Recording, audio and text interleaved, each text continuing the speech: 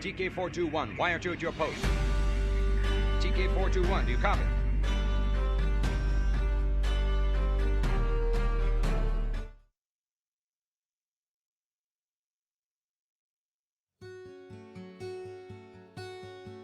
Hello, this is Pilot TK421, leaving my post to bring you a post. Alright everybody, I am bringing you some heavily medicated gameplay from a game called The Forever Winter. It is a extraction-based PvE game that is playable in either single player or co-op, and it's not too bad from what I've seen so far. There was a little bit of weirdness with it at first when it first came out and whatnot, but they've, addressed some of the issues that the players had with it, and they've made a few updates and whatnot.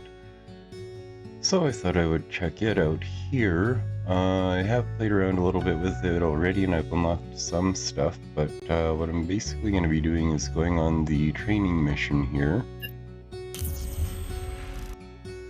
And that'll be, about a 10-minute mission or whatever, so I can just show you some of the stuff that you do and whatnot. Pretty much this is just some info messages here. Don't need to worry about those because I'll be discussing things as I go.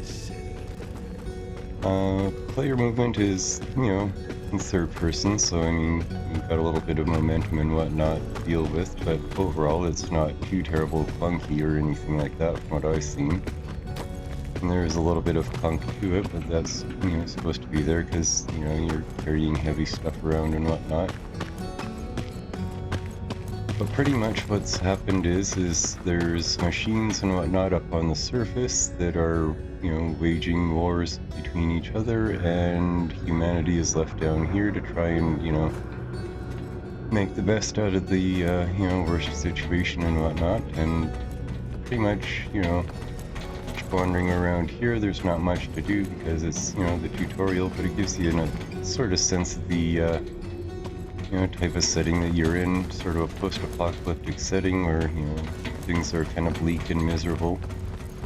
But primarily what you're concerned with is trying to find stuff like, water so that you can keep going for, more days and whatnot, and I'll get into that when I get to the actual player base, which is where I'm heading right now.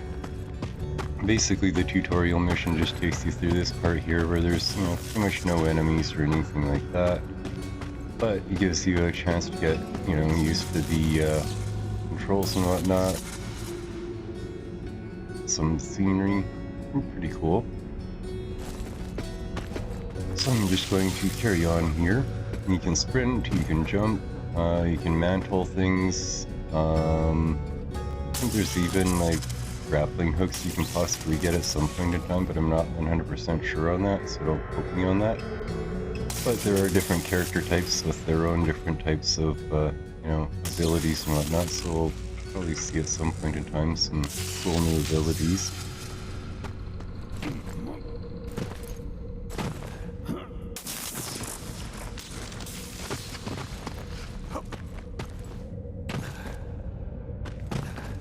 There is a little bit of jank with the platforming and whatnot, but it's not too terrible, and it's at least something you can deal with if you're, capable enough and whatnot. And just sort of wandering around, looking around and seeing what all is here. There's usually not much around here, but sometimes you can find some stuff.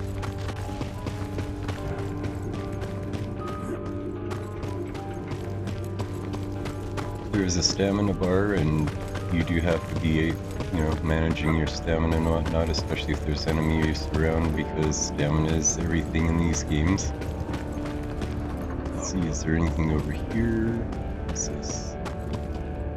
Large lockbox. No, I don't want to pick that up because I'm looking for other stuff. Explosives. I can't pick up those because I won't be able to put water in here, which is over here.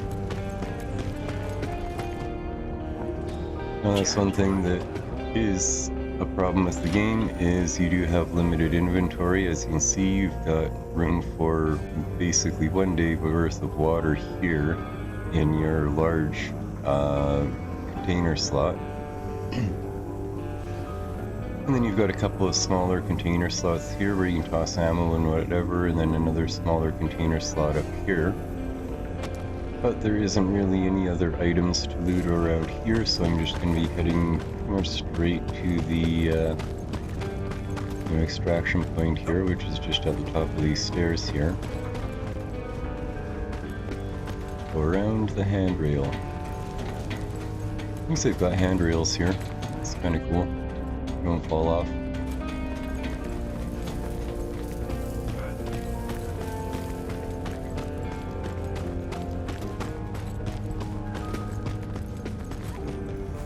And here we learn about jumping and mantling. And crouching, even though you don't actually really need to because you can actually fit under here without having to crouch, which I think is kind of funny. But whatever, it's still in early access, so things like that are bound to happen. Anyway, we come around here, and like I said, there's not really much of anything else to loot. I suppose I could go and see what's over here, but I doubt there's anything.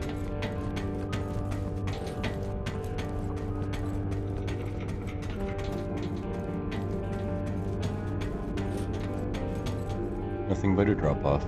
So I'm gonna go ahead back here.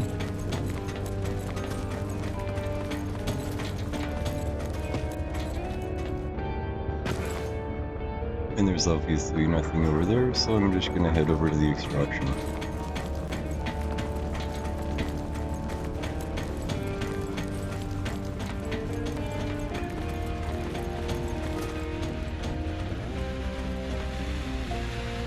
Now the interesting thing about the extraction is you're actually extracting to the abandoned innards, which are, well, abandoned, and you've got to make them unabandoned. And being as you've got water with you, you don't really need to do much of anything in here. I mean, you can look around and there isn't really much of anything to do. You can move this thing here. And let's see. Oh, not bad. Grenade at least. Some health. And some loot.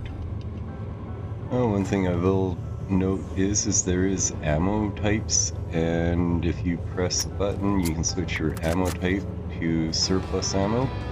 Nice thing about surplus ammo is it's actually free. You can buy it at the vendors for absolutely nothing and take it with you on your adventures.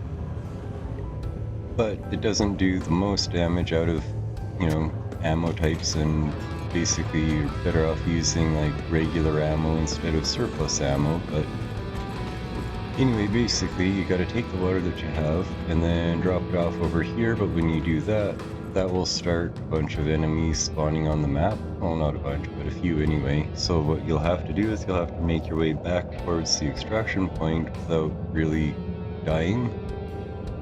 So what we'll do is we'll open up this, drop that off, and now we'll just book it to the extraction point. We could stop and, shoot some enemies and whatnot. And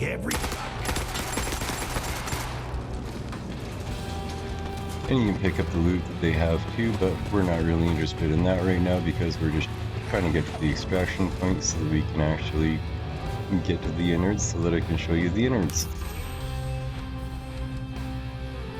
And I got 1 kill, some experience, stuff like that. And we're gonna go back to the innards here and I'll show you around.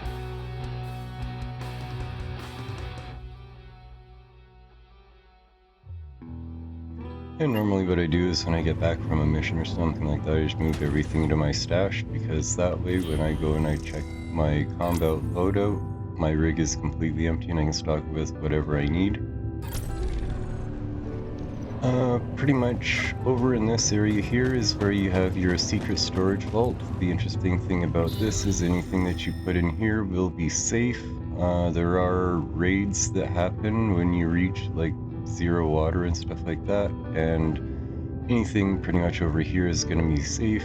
Anything that is not is pretty much going to be lost if you get raided when you hit 0 water, so you want to kind of make sure that you've got a lot of water. Over here, what's this here? We have the quest terminal where you take quests and stuff like that. I'm not going to bother getting into that. You guys can check that out.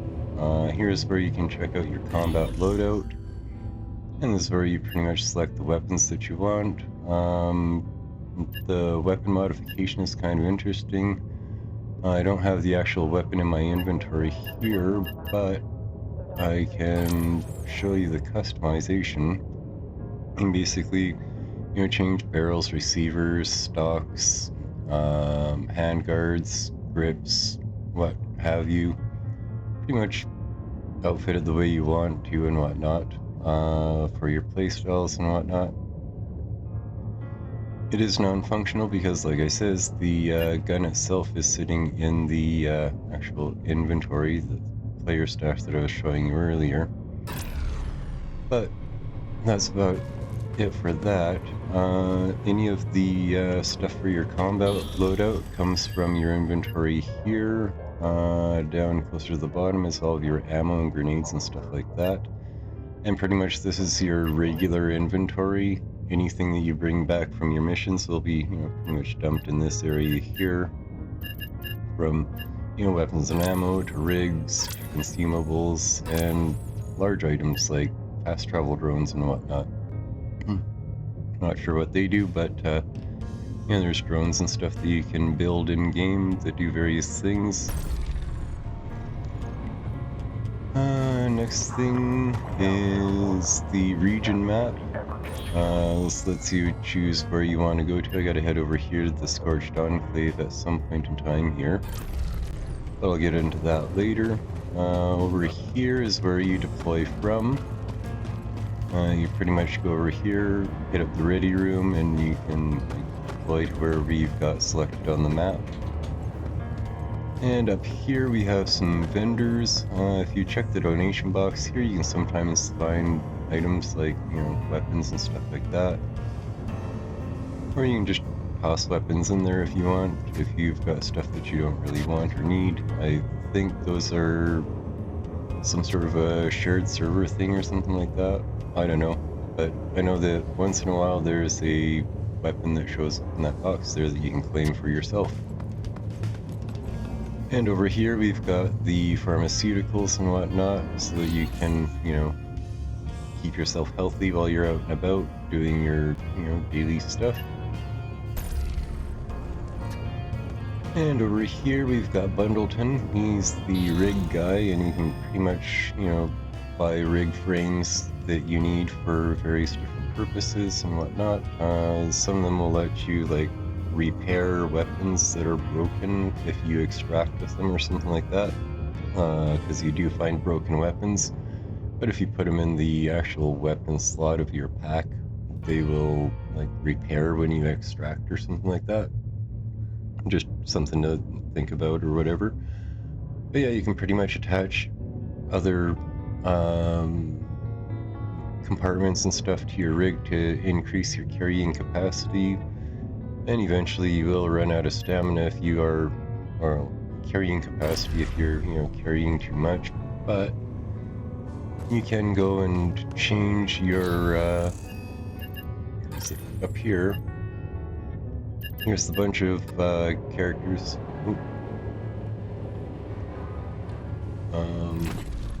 Didn't want to do that, but okay. Yeah, there's basically a bunch of different characters that you can choose from. I'll just switch back to this one here. But basically, when you want to upgrade skills and whatnot, each character gets a certain amount of experience. They've got a maximum amount of experience before you have to reset the experience to gain more experience, sort of like a prestige system. Here's something that I think is kind of cool, because by prestiging you can make it so that you can equip better skills and whatnot, like rifle expert or the equipment runner rig. The equipment gun runner rig, this is the one that I believe allows the broken weapons to get fixed when you extract back and whatnot. But each one has their own set of skills, and some of them have specific weapons they can and cannot use. Like, for example, if we go back here to my storage unit, I've got this weapon here, which I can't actually use on this character because it's only usable by characters that can use SMGs, whereas this character here can only use, like, rifles and machine guns, I think sniper rifles too. But you know, that's for, you know, other videos and whatnot. One other thing to show you is over this way here. This guy here is another vendor, and he's got, you know, pretty good weaponry to choose from here. There is other vendors that you can choose from too to buy stuff from, depending on, you know, what weapons you're interested in and whatnot, but this guy usually has some of the better weapons to use in the game and whatnot. But like I said, it's all up to playstyle on which weapons you actually use and whatnot.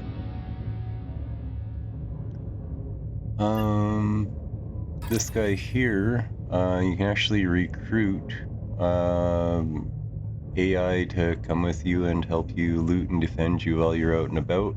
You can get like a little pack mule, or you can like hire a couple of other people like fire support, skirmishers, cultists, I guess. But yeah, you can hire them and they'll basically just, you know, follow you around while you're looting and whatnot. And I suppose you can like equip them with loot or something like that. I don't know. I haven't tried it out, but yeah, you can at any rate if you say are needing some people to go out with, but you don't have any of your friends online at the moment. And speaking of, you can pet a puppy. I'm not sure if I mentioned it, but the game is made by Fundog. They're a game developer that is available on Steam at the moment in early access. And that, I think, pretty much covers everything. There is this section over here. This is your water management system over there. This tells you pretty much, you know, how much water you have and how much you need to you know, get to full capacity and whatnot. One other thing to check out is over here is your base upgrade system. You can basically, you know, add TVs, water delivery bots, music systems, doghouse for the dog. I think there's even a player, personal quarters that you can get, but you gotta unlock all that using like drones and stuff like that that you find for materials out in the world while you're, you know, running missions. But that being said, I think I will just go to the main menu and I will, you know, pretty much end the video here. It's been just about 20 minutes and I didn't really want to do too long of a video, but I just thought I'd go over some of the basics that you can do with Forever Winter. And hopefully, you know, some of you actually find it kind of interesting and take a look at it yourselves. I think it's going to be kind of fun to check out and whatnot. Pretty much just go up onto the surface and try and avoid the you know, AI and stuff on the surface that are running around and shooting at each other while trying to find loot. Either way, it sounds like it'll be pretty fun. So for now, I am just going to turn off the music here, sorry. And I will say for now to take care, stay safe, have fun, and hopefully I will see you in a game sometime.